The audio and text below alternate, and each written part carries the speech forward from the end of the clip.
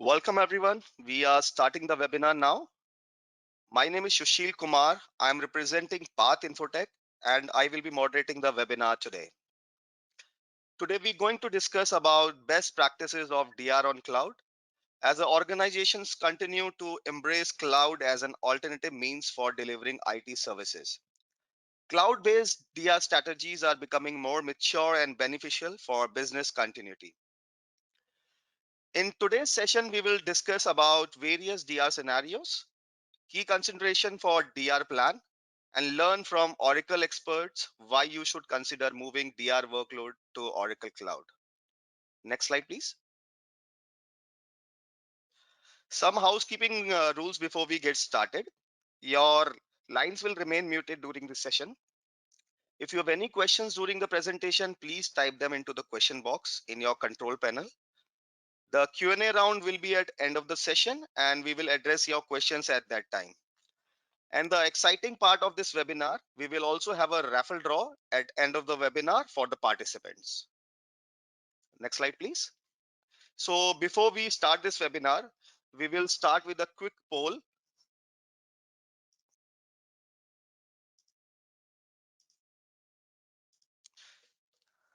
So there would be a poll on your screen right now. Please take a moment to answer the question.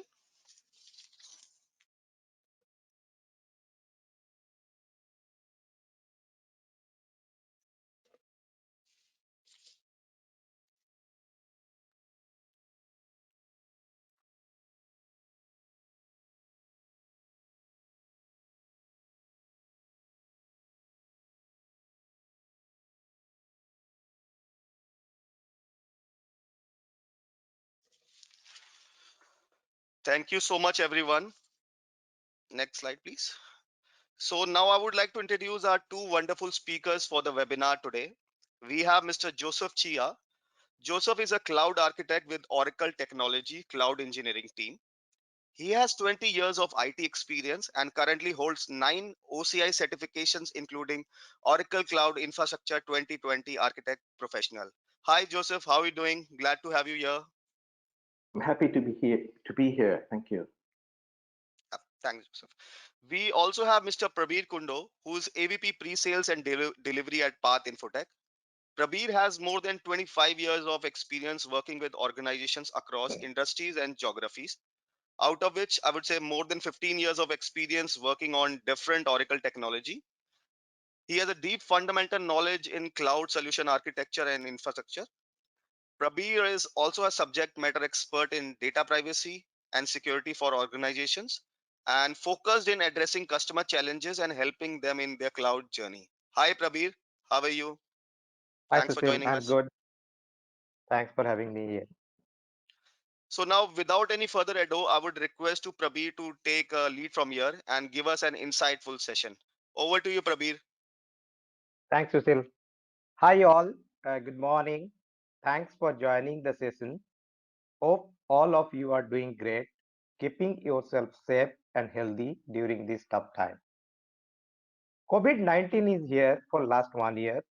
In this short period of time, it introduces lots of changes into our personal and professional life. We realize the importance of environmental and self-hygiene.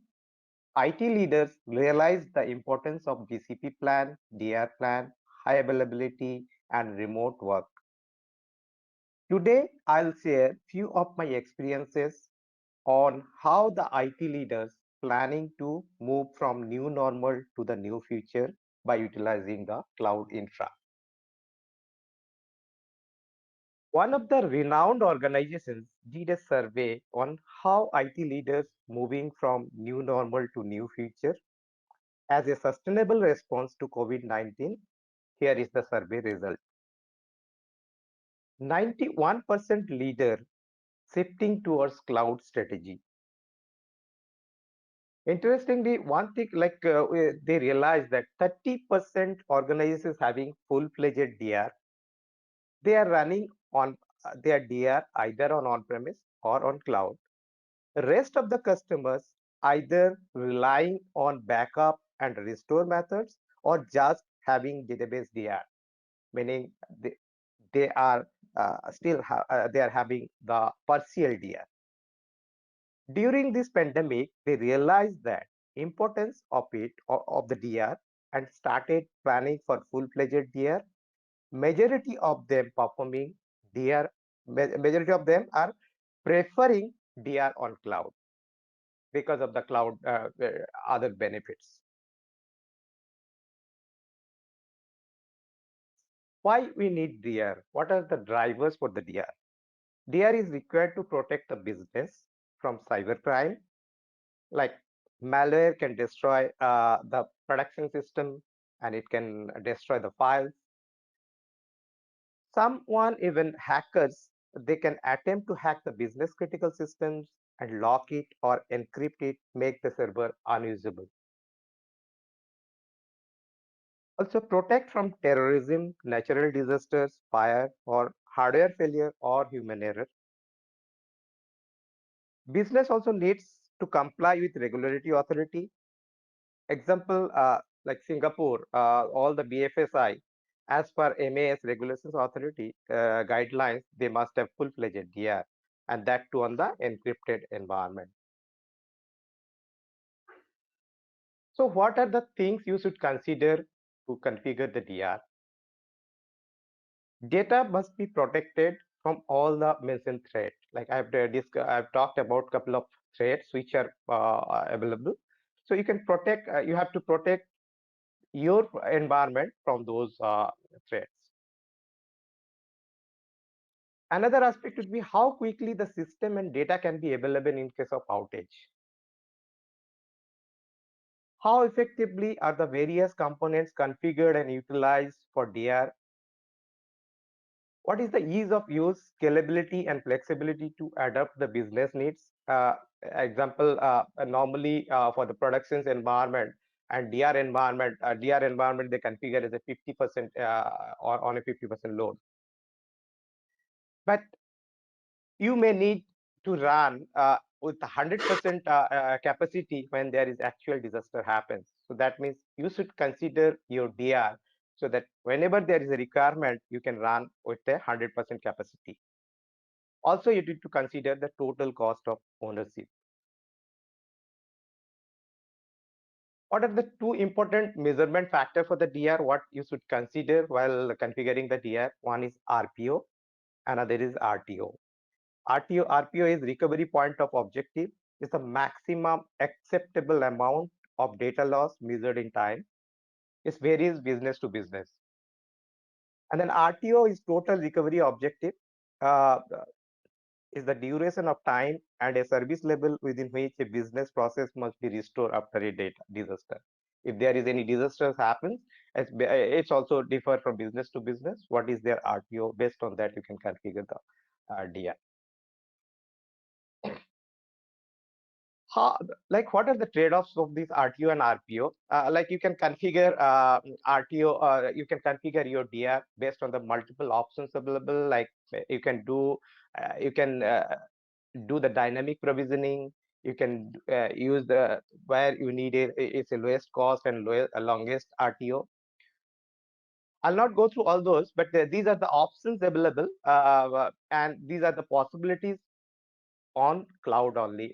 Most of the options are possible on cloud. Like if let's say your organization needs a lowest cost DR, and you have a RTO, there is a possibilities of RTO longer time RTO is possible. Then you can go with dynamic provisioning. But some organizations they may need base RTO and base RPO. In that case, your cost DR cost will be increased. So it based on your requirement, you can configure your DR. So why I'm saying these are the things possible on cloud, because you can optimize your TCO. Cloud, there is a flexibilities on cloud, like you can configure your DR with 25% capacity, where your database only replicated to the DR side, because there is not much changes, or every day there will be no changes on the applications. You can shut down the application server. Whenever there is a disaster happens, you can spin up those application instances. Also, you can scale up your database server to make it 100% same as productions environment. That way, you can your business will run as is while your production server is down. Then other features also available on cloud, like you can utilize the autonomous database or autonomous operating systems, where your patching will be easy. It will be managed by the cloud providers, and there are other tools also available, like you can configure the instance such a way it can automatically shut down the instance and automatically start up the instance. Those are the tools are available on cloud. So as a pre-sales, I used to meet multiple customers. So recently, we did some analysis of we took examples of three applications from that particular customers, and we did customer wanted to compare the like which cloud is better for him, and he was running most of the Oracle workload over there. So I did analysis, and then I found that the cost, the total Oracle cloud cost was 16K for 1 year. On AWS, this is 25K. On Azure, it was 34K. This is based on the standard price available on their calculator. So that way you can see the cheapest is Oracle, and then Azure. Yeah. So and based on that, they decided to move to Oracle Cloud. So what are the journey? Cloud is like you cannot move in a single day. It's a journey. So what you have to do first, you have to assess your environment. Like there will be some gap. There are some options maybe may not available, like database versions. You have to compare whether you have to check whether those are available or not. Based on your assessment, you can design the architectures. Like you can create a blueprint of that. You can do the technical feasibilities. Once everything is done, then you can do the lift and shift, or you can configure DR on cloud. Now, maybe your productions is running on cloud, or maybe your DR on running on cloud. You need some sustainable services, like you'll have to manage, maintain those cloud. Also, there is a possibilities using the scale up and scale down features. You can further optimize. You can there are some maybe you over provision the instance. You can like minimize those resources so that you can reduce their cost.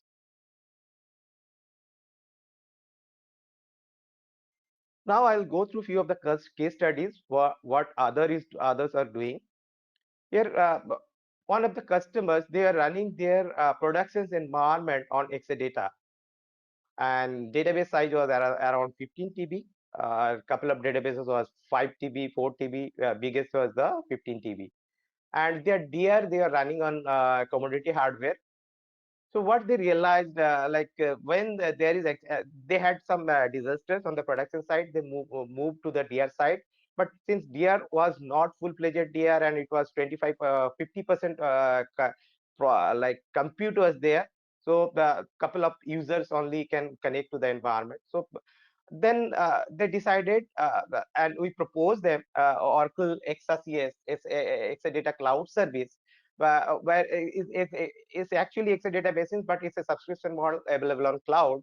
So they configure is on ExaCS, database on ExaCS, with scale down with 50% workload, and they tested with 100% when they're during the DR drill. So that way they start getting the same performance after moving to DR, and at a lesser RPO and lesser RTO. Also, it's OPEX instead of CAPEX. Another is a asset reconstructions company. They are also relying on the backup and restore, meaning they are taking their productions was running on their data center, own data center, and they are relying on their backup and restore methods for the DR. They do not have any DR, but because of the regulatory authorities guidelines, they must have DR. So that's the reason. And with that pandemic situations, it's very difficult to get the hardware on immediate basis, and they have to comply with the regulatory authority. So that's the reasons they decided to create their DR on cloud, and by doing that, It's running fine now, and then by doing that, they optimize their RTO less than 1 hour, and RPO is less than 10 minutes. What all other use cases is possible on OCI? You can modernize your legacy applications. After moving to cloud, there are chatbots available, autonomous databases available. You can modernize your applications once you move to the cloud. DR on cloud, that I have already explained this. The applications lift and shift. Maybe you are running your applications on a hardware which is going to be supported, or maybe already disupported, and it's already maybe running for last 5 years. You want to move out from that, and you want to save, optimize your cost, and to get the better performance. So you can move those environment to cloud. Another interesting thing is, like, if you are running like desktop as a service, so where maybe your application is more graphic intensive. So those are also GPU enabled processors are available on bare metal on cloud. You can utilize those. And let's say some ISVs, maybe they are running their applications on the data centers. Um, so they can move their applications to, they can enable, they can SAS enable to those applications by moving to IaaS.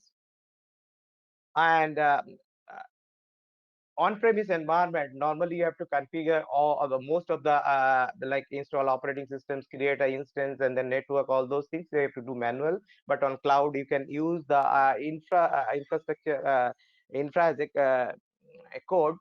Using that features, you can automate those provisionings of the instances. So that's it from my side. Now I'll request Susil to poll a questions over here and take it forward from here. Susil, over to you. Sure, Parvi. So here's the poll on your screen. I would request everyone if you could answer this poll.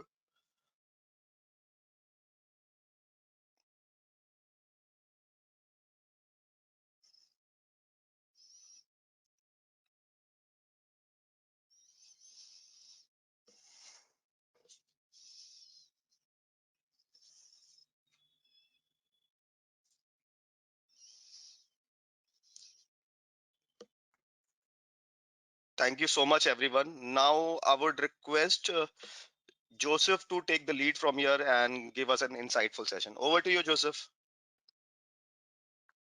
So Oracle now features 29 regions around the globe, bringing Oracle Cloud Infrastructure, OCI for short, nearer to our customers.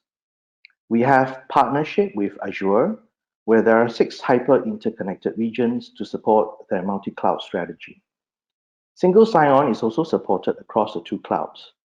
Customers can now choose to run, say, their .NET workloads on Azure and the autonomous database on OCI. For example, it's best of both worlds.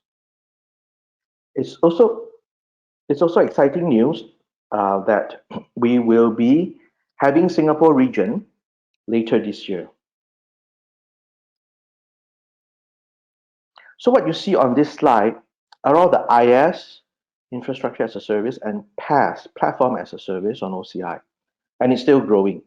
What's interesting is that our customers can use the same universal credit to consume any of these services without committing to that service. So one can change, for example, the shape of their compute or switch service altogether. There's no lock-in, total freedom. OCI is very competitively priced and very convenient to calculate cost. Unlike other clouds, OCI features the same price for the same service regardless of geolocation. So there are cost savings across the board, as you can see, especially highlighting our high performance storage and outbound egress. Egress meaning data out to the internet. Other clouds may have monthly free egress of 1, maybe 10 gigabyte. On OCI, it's 10 terabyte. Yes, I didn't read that wrongly. 10 terabyte. So that's at least what? 1,000 times more value. OCI covers 3 types of SLAs. In addition to availability, we have performance as well as manageability. Manageability here refers to lifecycle management. Around 7 months ago, IDC released a survey that they did with over 900 enterprises. And this is to assess their satisfaction scoring with their IS cloud providers. So it shows that OCI got the highest scoring and the biggest year-on-year increase. And here's the comparison chart. Lighter green for 2019 and the darker shade for 2020. If you zoom in on OCI, you will see that Oracle's hard work is indeed paying off, and the satisfaction score has increased significantly in 2020. No doubt, OCI is well received in the market. So what are the workloads our customers run on it? There's, broadly speaking, 4 categories. Right? The first is Oracle apps. It's a lot easier to move to OCI because we provide toolings and reference architecture that makes it easier to move and improve on the workload. The second category is the ISV custom apps, especially Java apps. Oh, do take note, support for Java is free on OCI. Right, it's Oracle Java, not the OpenJDK. It's actually free on OCI. So is Oracle Linux. The third category is VMware. This cloud service is quite unique because customers have and retains the root access, not Oracle. So they can continue to use their existing on-premise tools. So there's no re-architecting. Very cool. The fourth category is HPC, where OCI HPC utilizes RDMA over 100 gigabit converged Ethernet. Now, regardless of the categories, broadly speaking, typical enterprise workloads will use the Oracle database for its advanced features and performance. And Oracle makes it easy for our customers to move to the cloud with our tooling. And we also make it more productive to run databases in the cloud. Provisioning is simple. You select the version, where you want to put it within your virtual cloud network, and you choose if you need real application cluster. That's it. Same goes for patching. Recall the days when everyone is busy and quarterly patches were not applied promptly. This problem now goes away with OCI. On OCI, we automatically downloads and stage the patches for you. So all you need to do is pre-check and apply at your own convenience. Backup is automated.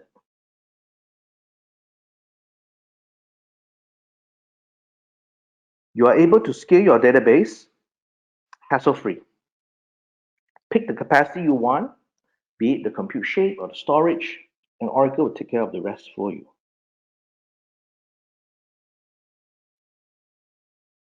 Backup is automated. You will be alerted in case of issues. The process is streamlined to reduce DBA effort. Of course, you still have the choice of doing it manually. Data guard setup is also automated. On your primary database, click on Data Guard and the standby DB will be provisioned automatically. You have full control on when to switch over or reinstate. This can be done via the console, CLI, or API. Now, as we all know, data is a very valuable asset to the enterprise. So it has to be secure. It must be secure.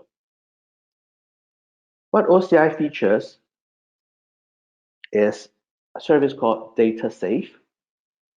It's a very useful tool to manage all your databases, single pane of glass, on-premise, a database that's on-premise, or on OCI. It helps you with various compliance requirements such as identifying where your sensitive data is located, masking those sensitive data if you want to export it for non-production use, like for developers or data scientists, and securely capturing the audit data and so forth. So it's really, really useful. So on this slide, you will see that there's a whole range of deployment options for the Oracle database on OCI. This is required because we have to address different needs that customers may have. Some would want to bring their own license and just run it as an IS. Some would prefer that it's a co-managed platform as a service, which is DB as a service. And some others may find that not dealing with the hassle of the infra, right? Autonomous database actually is the most suitable for them. And of course, Oracle database runs best on Exadata, our engineered platform for the Oracle database. Excuse me. So without going into further details, Exadata optimizes Oracle database at the architectural level by having smart storage, intelligent firmware software, and superior connectivity to improve all aspects of your workload, be it online OLTP or analytics. In fact, this is the platform on which the autonomous database run on. So what's the autonomous database? It is an innovation arising from the combination of infrastructure automation, the database automation that we have accumulated over the past 40 years, and machine learning enabled operations, cloud ops. And the result is self-driving, self-securing, and self-repairing platform. It's highly fault tolerant. It automatically updates itself. It auto-tunes itself and recovers from failures on its own. So with it, you can truly now get the full benefit of cloud. Now, compared to what you have to do on premise, on the left, where to provision for the peak traffic, provision the licenses, etc. Now, with OCI, you're able to enable a platform as a service that automatically scales, matching a workload pattern. And you only pay for what you use.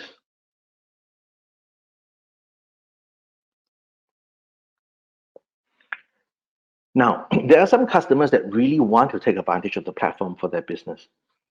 But due to some constraint like regulatory requirements, they need data residency within their own data center. We help them by offering Exadata Cloud at Customer. Sometimes you hear the term ExaCC for short, ExaCC. It refers to Exadata Cloud at Customer. So the same service, in fact, runs as a cloud subscription behind your firewall on your premise. So it really is a differentiating feature offering.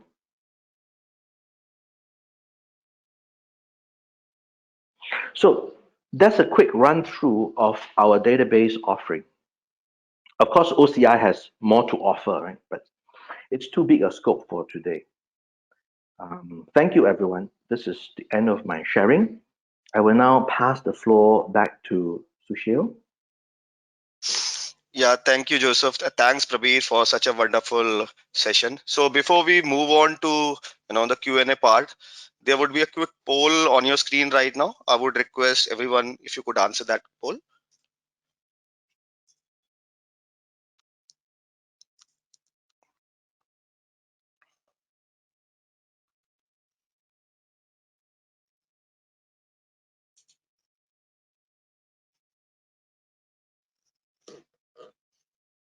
Thank you once again, everyone, for taking the time and joining us. We really appreciate you being here. Hope you found this session interesting and informative. Thank you for joining us. We will see you next time. Thank you, everyone.